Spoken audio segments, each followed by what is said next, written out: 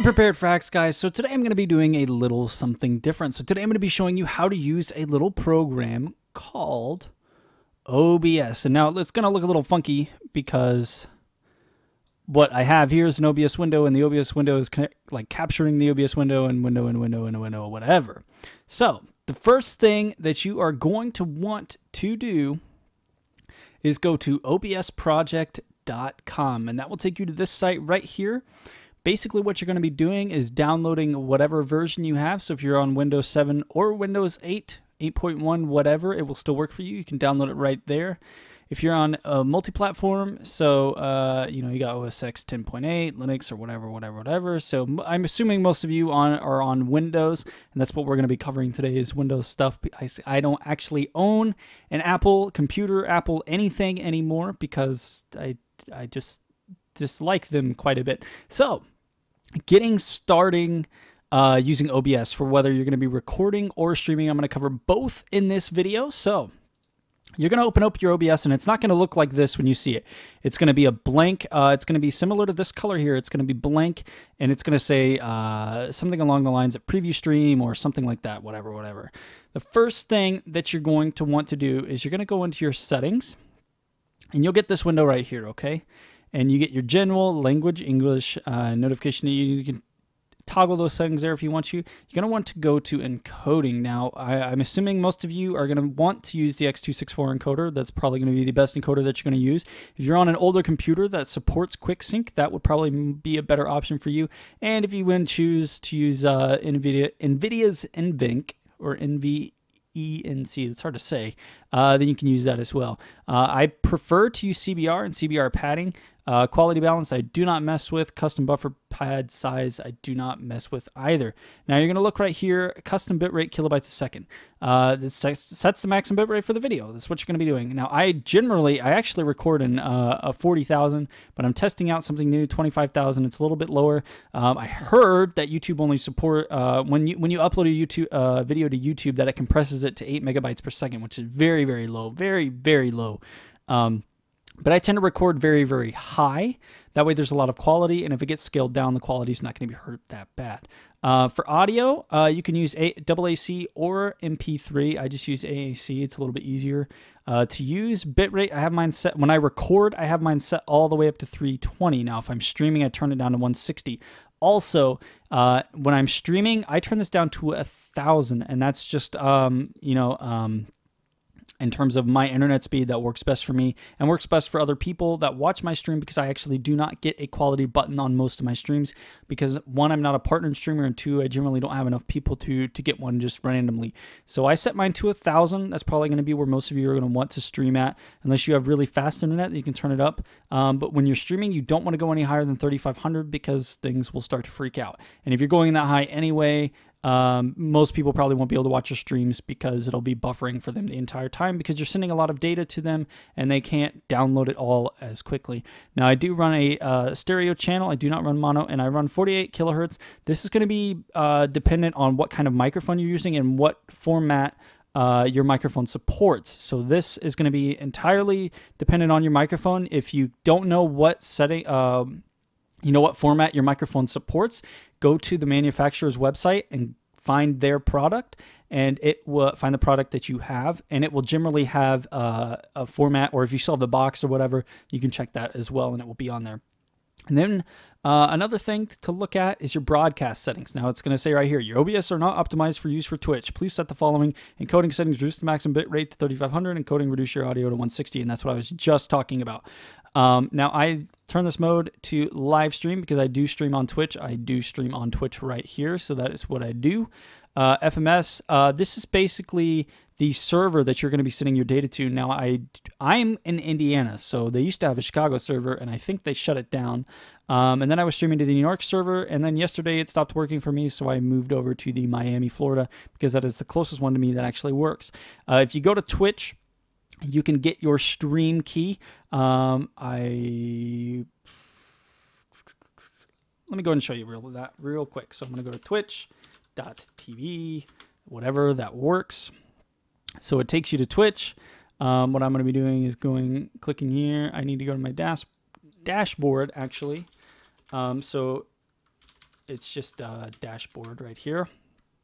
And then it will take you to this kind of website, and it's not going to show my stream key here, but this is what you need right here. So it's going to go to, you go to your dashboard and you click on stream key. Anyone can use this key to broadcast to your channel, so do not show it on video. So I'm not showing it on video because if I do, anybody can pretty much stream to this channel if they want to. So do not click show key under any circumstance other than, you know, inputting it into OBS so that you can use it. So let's open OBS back up here. So that is where you get your stream key. If you're streaming to Twitch, you will need one of those. Auto reconnect, basically, if you lose connection, if your internet drops out, you can turn auto reconnect on and it will reconnect, and you can set it to however many seconds. I have mine set to 10 seconds. So if my internet drops out, it'll take 10 seconds before OBS automatically tries to reconnect. And you can set a delay up as well. You can set it to minimize network impact. That way, you know, it's not going to be using as much as your bandwidth for your internet. You can also set it to automatically save to a file. So if you're streaming and you want to, you know, have your streams on your personal machine, on your computer, then you can have it set to save. I only use this for when I'm recording. I used to save all my streams, but it starts to get very, very lengthy and actually it uses a lot of space on your hard drive if you're doing that. You can set your replay buffer and your replay buffer file path as well there. Now here's where things start to get fun. Go into your video settings. I use my 780 Ti as my video adapter. You can set your resolution here. This is just a base resolution. I actually have a 2560 by 1440p monitor. That's why things look kind of ginormous, or probably really small after this video is rendered out and everything. When I stream, however, I do use a downscale, and I downscale to 540p, and that's only because I do not have a quality button. Once you know, if I ever get partnered on Twitch, or if they just, hey, you can have a quality button, then I will stream at 1920 by 1080p and 60 FPS, and then if people are having issues viewing that, they can change the quality down themselves rather than me doing it for them. So that is some fun stuff to mess around over there. Now, if you come in here to audio, your desktop audio device, this is basically where OBS is going to be pulling audio and pulling it into OBS so that it is recorded. So if I just go to this right here, you guys can actually hear this right now. You know what I'm saying? So that is what that does and what that means right there. And this, your microphone auxiliary audio device, this is what you, you know, you see right here. You see this moving right here? That is me speaking, and you can see that. Now, if I were to replay that Vi music, you would see that moving right here. And this is for audio, whether it be from gameplay, music, etc., etc. And then I have mine set to force mine to mono. Basically, this is a mono microphone, so if I do not set it to mono, you will actually start hearing me out of one side of your speaker and not the other side. So forcing it to mono makes it play evenly in both. Show only connected devices. That it is exactly what it sounds. It's only going to show connected devices to my computer. I do not mess with any of the push talk delay stuff. You can set it to change. I assume that these are different volume levels. I'm not entirely sure. I've never messed around with these over here. They're not entirely necessary to mess around with, but if you want to mess around with them, they are there. You have some hotkeys here, so if you want to do push to talk, that would be setting a key, and every time you press that key, it basically turns on your microphone, and you can talk, and then you can unclick that key, and then it will stop. It'll turn your microphone off, essentially. You can do that through two different push to talks. You can mute and unmute your mic, and mute or unmute your desktop with some more hotkeys. You can set up start stream, stop stream, start recording, blah, blah, blah, blah, blah, and all these other things here. I don't use any of these. I don't find any need to. So, but they're there if you need them to be there. Now, advanced. So this is where things start to get a little bit confusing. So use multi-threaded optimizations. Basically, if you're using an i7, you have multi-threading. At least you should. If you're using an i5, you may i5. I'm pretty sure that you do not have multi-threaded, but that's okay. It's not entirely needed. But if you are on an i5, you want to make sure that that is unchecked. Process priority. Basically, if you set it to high, your CPU will put this at the top of the list of things to do. And I do have mine set to high because this. You know, this is important when I'm streaming. It is the #1 thing that my computer should be doing other than, you know, the game. So this is set to high. Scene buffering time. I actually should probably set this back down to probably 700. Let's just go ahead and hit apply right there. Basically, what this does is, so something happens on the screen and then there's 700 milliseconds between what happens on the screen and what is actually sent to the stream, not what is actually displayed right on the stream, but what is then sent to be displayed on the stream.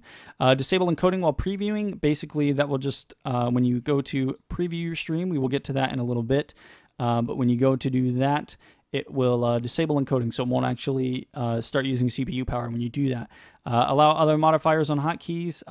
That's what I'm saying. If you go to hotkeys, you can allow other modifiers there. CPU preset. I have mine set to very fast. If I set it any higher than that, OBS starts to yell at me, but you're going to want to set yours accordingly to what your CPU can have. I have my encoding profile set to main. I don't see any point to set mine to high. I'm not really encoding anything that heavy, so it doesn't need to be set to high. Keyframe interval. I think the default is 2, and I just haven't messed with that because, you know, there's no need to mess with that. I do use CFR.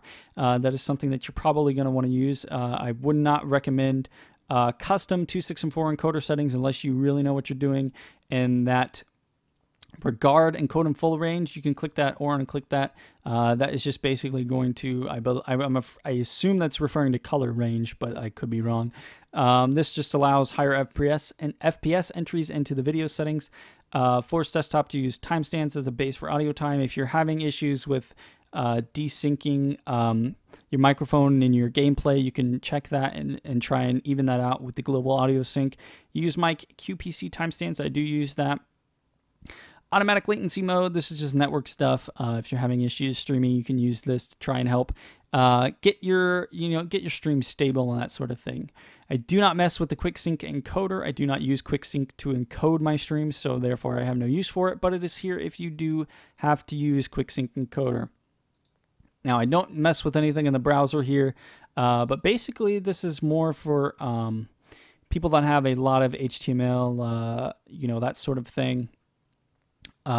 Experience, you can use this. I do have some HTML experience, but even this was too much for me to understand, so I don't really know what's going on over here. This is just some background stuff. But yeah.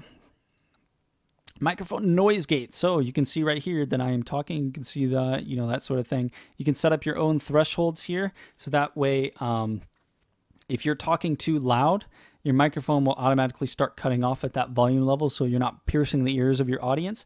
And you can also set it to where it will only start working once a certain volume has reached. So if you have a lot of background noises that you don't necessarily want to be heard, but your voice kind of cancels them out when you are talking, you can set it to do that sort of thing. And you can set your general attack time, hold time, release time, in milliseconds there, and then it'll explain, essentially what a noise gate is, and a scene switcher. So basically what this does, this is actually a new feature that they've started putting in, but it allows you to switch very swiftly between your different scenes, and that is what we are going to talk about next. So I'm going to go ahead and hit OK here because there were some settings that I changed, and now we're back to this fancy, I almost said funky and fancy at the same time, but we're back to the original OBS window. So what you're going to want to do is right click, add scene, and you can name this whatever you want. Let's just go ahead and name this, what should we name this? Let's just name this test, because that is what I'm doing here. So we get a black screen right here, and you guys cannot see anything, but we are getting a black screen right here. And then what you're going to want to do after you make your test window right here, you want to right click in here, add, and you get a whole bunch of different options here. So window capture, what window capture is, if I wanted to capture just my Google Chrome window, or just my Skype window, or just my Off-Stream Companion window, that is what I could use window capture for. If I wanted to use monitor capture, which is what I'm using now, it will capture your entire monitor no matter what. So if I come over here, you can see my Windows 8 stuff. If I were to go back to my desktop, you would see my desktop. It will, it will capture everything that is displayed. Everything that you can see will be displayed to your audience that way. Now, if we go down to image, this is where you can place any sort of image in. So if your JPEG, your PNG, all that sort of stuff, if you wanted to add an image to the thing, let's just go ahead and add an image so that I can show you guys. So we hit OK. We're adding an image. We go to Browse. Let's just go into my. Let's just open that. Hit OK. And if we go down to Edit Scene, we can actually make this bigger and move it around. So now this is on the stream screen. And that is what image does. If you were to go to Image Slideshow, you could select multiple images.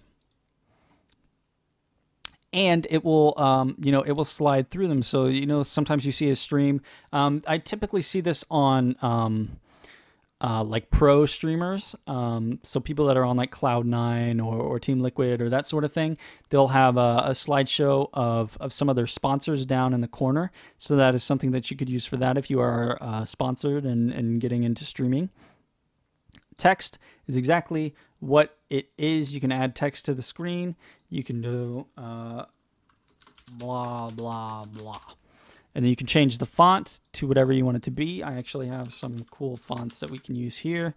So we get blah, blah, blah. And we're going to go back into those settings and change a couple of other things. But I just wanted to show you guys what we're looking at here. So we go back into text. We can change the color of whatever we want it to be. So let's go ahead and make it a...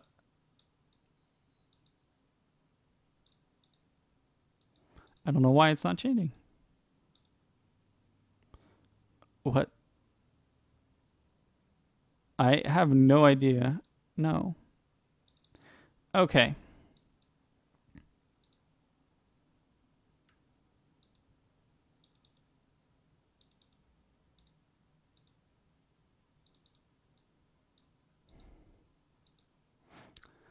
Okay, so if you go to color, you do have to select these colors over here. You can go over to here, but you have to click Add to Custom Colors and then click OK.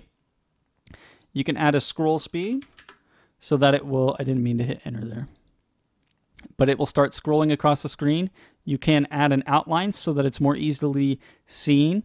If you want to use custom text elements, basically what this will do is this will allow you to widen or set however wide you need it to be. So if you have a small area that you want to set up for this to scroll through, you can change that. And you can also change the height. So if it's getting cut off in a particular spot, you can lengthen that so that all of the word is shown. You can use your point filtering. So if you want to try and make it look a little bit better, you can do that. And, background color, opacity, and all that sorts of good stuff. You can change your font size. Although I typically don't really mess with font size. I just resize it on screen and then go into my settings after that. So that is text. Go to Add CLR Browser. Now this is generally going to be a plugin sort of thing. But I actually haven't really used this too much, so I couldn't tell you too much about it. However, I will have a referral link to this in the video description, to a link in the forum on how to use this and what you can use this for, because I'm not entirely sure because I never use this. So I will put something in that for you guys in the description below. So, and then video capture device. So this is going to be anything ranging from your webcam to your Elgato, face rig if you want to use face rig, all that sorts of good stuff.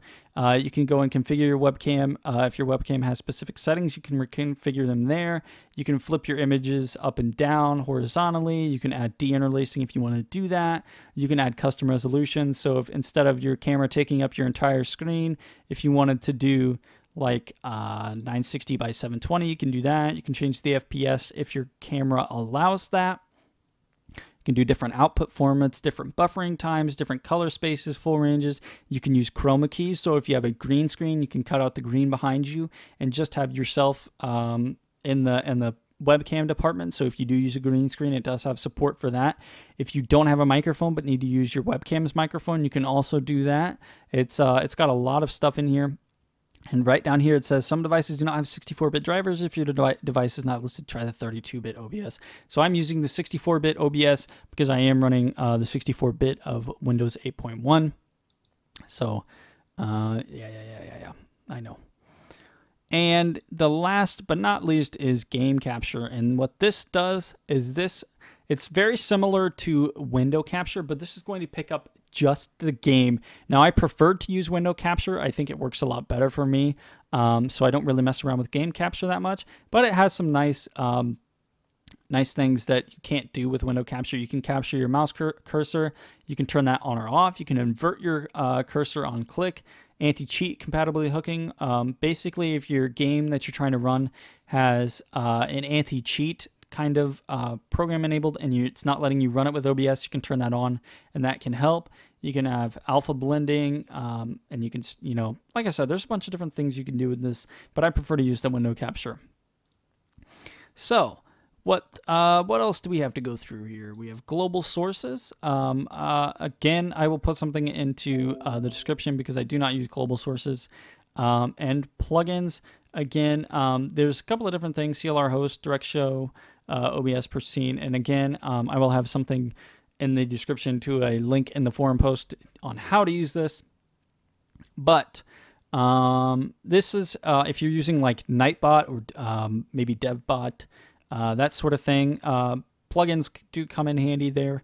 But nowadays, most of the things just kind of work on their own, so you don't really have to mess with a whole lot of this stuff, which is really, really good. The guys at OBS, over at OBS, really know what they're doing, and it is a very, very great piece of software. And once you do start to get the hang of things, it's very, very intuitive. And I hope this guide really helped you guys out a little bit if you're trying to get into streaming or trying to record things. I used to use Camtasia to record, but I've since switched over to OBS because Camtasia only records in 30 FPS and does not record in 60. Well, it does record in 60 FPS, but it's very difficult to do. So I just prefer OBS. It makes everything a lot easier, and it still looks really good, and it allows you to change a bunch of things that you can't necessarily do in Camtasia, and it gives you the opportunity to use a lot of cool things. I'm gonna just cover up the webcam here because my hair is a little messy, but it allows you to use a lot of different things. You can set up, your donations. It plugs in with Twitch alerts, and you can use all sorts of amazing stuff. And it really, really is such a wonderful piece of software. So I hope this guide really helped you guys. If you have any questions at all, feel free to let me know in the comments, and I will do my best to answer them. If I can't answer them, I will refer you to a post or something that can help you. But this is going to be a new series that I kind of want to do. We're going to go through OBS first. This is the recording part of things, and then we're going to be running through Premiere and Photoshop and possibly After Effects later on. After Effects is a little difficult to use, and even I'm not very skilled in After Effects, so we're probably just going to stick with Premiere and Photoshop. But if you guys really do want an After Effects tutorial, we can do that. But I hope you guys enjoyed. Make sure to leave a like on this video if it did help you out. Like I said, we're going to be running through Premiere and Photoshop tutorials later on, maybe some Illustrator stuff as well. And if you really did enjoy this and you don't want to miss out on any further tutorials, make sure you hit the subscribe button, because I definitely will be producing more of this kind of thing, and I think it would be really nice to help you guys out as well.